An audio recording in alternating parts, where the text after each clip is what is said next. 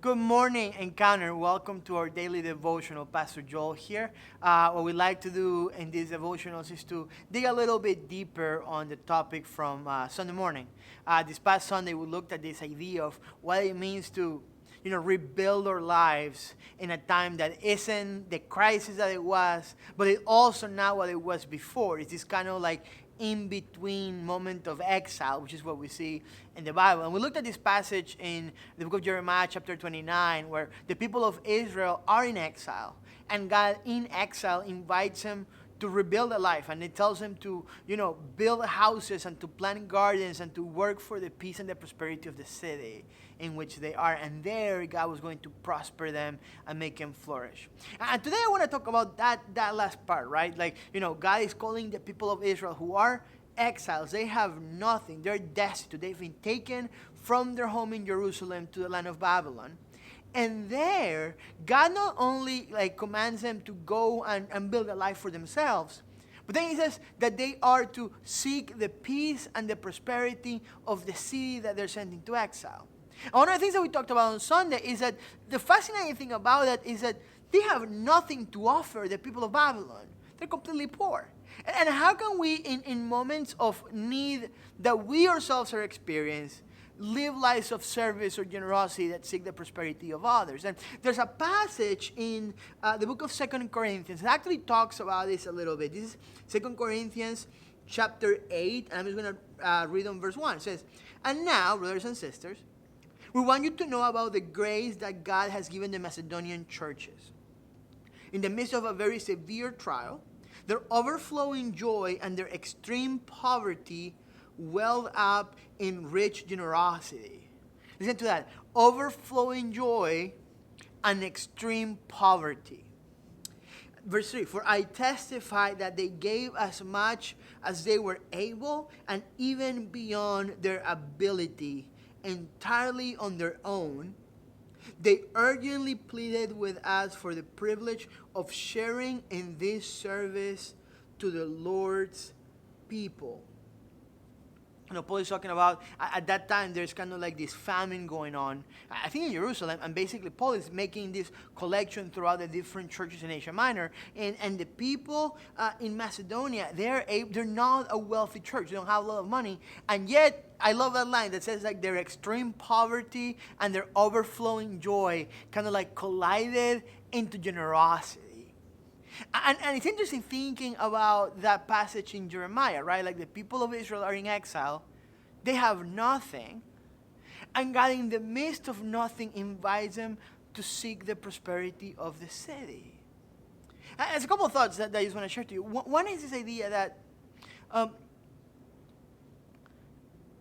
there's always something that we can give. It might not be money. It might be emotional support. It might be prayer. It might be time. It might be of service of some sort. Part of what it means to be the people of God is that we are always instruments of grace and instruments of peace in the world. Like God has given us a capacity to love. And even in extreme poverty, it says like the thing that kicks it off, the thing that allows them to be generous is their joy. And there's something about us that when we're living in the will of God, when we're walking with God, even in our poverty, even when we have need, there are ways in which God can use us for the service of others. And the second thing is this. There's this line that I think is fascinating. In verse 4 it says, "They urgently pleaded with us for the privilege of sharing in this service to the Lord's people." It says, "And they exceeded our expectations." They gave themselves first of all to the Lord, and then by the will of God to us. I think that what Paul is saying is something, that there is a dynamic that happens when we become instruments of good in the midst of our need. And that is it opens up our eyes and our lives to a dimension of God's goodness. I'm convinced that a lot of times the reasons why God calls us to do things, it's not just for the thing itself, but because when we do that thing, we get a better comprehension, a broader picture of the love of God. That we get this blurry picture of the power of God. It's almost like God is telling the exiles, if we use this passage as an example, hey, listen, in the midst of exile, one of the ways in which you're going to prosper, one of the ways in which you're going to flourish is that when you work for the flourishing of others and you see me at work there, your imagination will start broadening it up and understanding how I can also be at work in your life. Service in the midst of need actually opens up to the life of generosity that is found in God. So my encouragement for you today is this. This is a time that a lot of us are suffering economic need.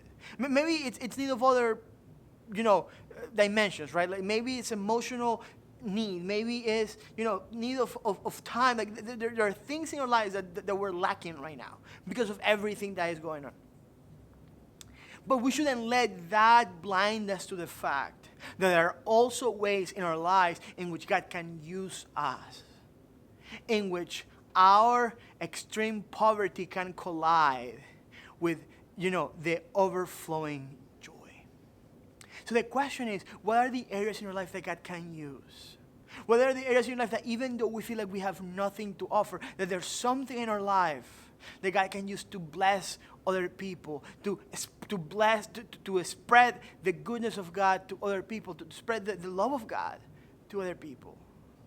And don't let the fact that you may be experiencing poverty or maybe you're experiencing need of sort of rob you from that, which is part of your honestly, your right as the people of God, that God can use you in your need to look for the goodness and the prosperity and the welfare of the city in which you find yourself. So in this time, maybe the question for us is, how can we be instruments of peace and blessing and love to others? Even if we feel like we don't have anything to offer, where are the areas in our lives in which even in our poverty, the joy of the Lord can collide with the poverty and well up in extreme generosity? We will pray with me today. God, we come before you. And we come before you praying out of our need, really. Out of the areas in our lives in which we feel like we lack, like we don't have enough. Maybe we don't have enough time. Maybe we don't have enough knowledge. Maybe we don't have enough, financial resources right now. And yet, God, we believe that we can be used as instruments of goodness. That we can be used as instruments of blessing, that there's something that you've placed in our lives that can express itself in extreme generosity. So open up our eyes to those things. Open up our eyes to the ways in which you can use us today in the world.